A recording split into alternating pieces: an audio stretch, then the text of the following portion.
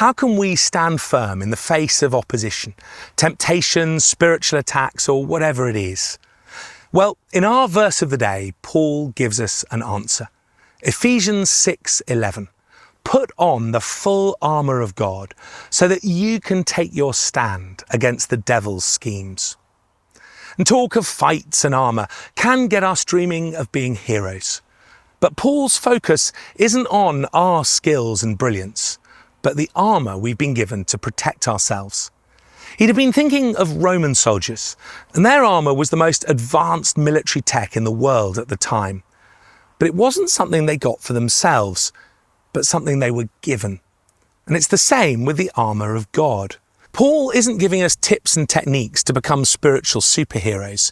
He's talking about taking hold of what we've already been given in Jesus.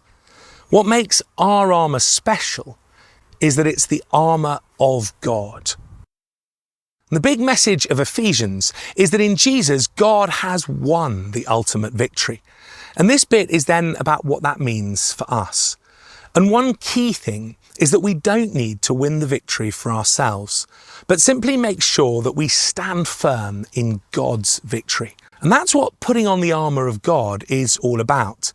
Taking hold of His power and His resources in whatever situation we find ourselves in. Like using faith as a shield against fear and doubt, or wielding scripture like a sword against the devil's lies and deceptions. Each piece of armour isn't about what I can do, but about taking hold of what God has done and His power and resources. And if we do that, Paul tells us we will be able to stand against all the devil's schemes.